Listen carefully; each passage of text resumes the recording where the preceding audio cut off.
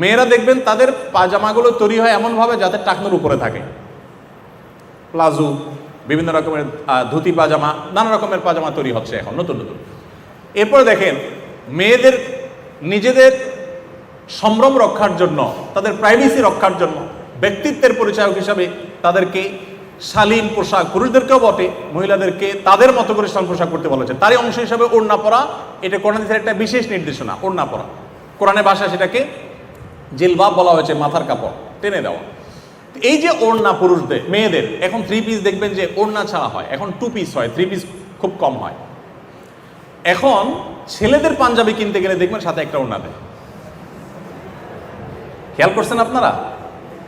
তাহলে ওড়না ছিল কোথায়, আসলো কোথায়? আপনারা মনে করছেন কাকতালীয়? না, এগুলো বাই ডিজাইন, বাই প্ল্যান, এগুলো করা হচ্ছে, বাট আমরা জানি না। তো এই জন্য আমি বলতে চাই যে ইসলাম যেগুলোকে, আমি এরকম আপনাকে অন্তত বহু এক্সাম্পল দিতে পারবো। আরেকটা দিয়ে আমি শেষ করি। কুকুরের ব্যাপারে নবী করিম সাল্লাল্লাহু আলাইহি ওয়াসাল্লাম বলেছেন যে কুকুর মানুষের উপকারে আসতে পারে, শিকার করতে পারে, পাহারাদারি করতে পারে, সে কাজে মানুষ ইউজ করতে পারে, কোনো অসুবিধা নেই। বাট মানুষের ঘরের ভিতরে কুকুর রাখবে না। কুকুরের জন্য আলাদা ঘর হতে পারে, পরিচর্যা হতে পারে, মানুষের ঘরে ঢুকাবে না। কেন? এখানে স্পিরিচুয়াল দিক আছে। সব কিছুর বাহ্যিক দেখে আমরা বিবেচনা, বাহির দেখে আমরা বিবেচনা করবো না, ভেতর অন্তর্নিহিত দিক আছে, এটা আমরা জানি না। উনি ওহীর মাধ্যমে আল্লাহর কাছ থেকে জানতেন। তো কুকুর যদি মানুষের ভেতরে থাকে, কুকুরের উপরে নানাভাবে শয়তান কুকুরের উপরে ভর করে। মানুষের ঘর বাড়িতে যখন থাকে তখন সেটা মানুষ প্রভাবিত হয়, মানুষ টেরও পায় না কিভাবে প্রভাবিত হয়। নবী সাল্লাল্লাহু আলাইহি ওয়াসাল্লাম নিষেধ করেছেন, যে ঘরে কুকুর থাকে সেখানে রহমতুল ফেরেশতা আসে না। এর মানে এই না যে কুকুরের কোনো দোষ আছে, এটা একটা বাস্তবতা। কুকুরকে তার মতো করে ঘর বানান না, আপনার চেয়ে আরো সুন্দর ঘর বানাবেন, ইসলামে নিষেধ নেই, কোথাও নিষেধ নেই যে আপনার বেডরুমের চেয়ে কুকুরের জন্য আরো দামি বেডরুম করেন, নিষেধ এরকম কোথাও লেখা নেই, কোরআনে দিয়েছে।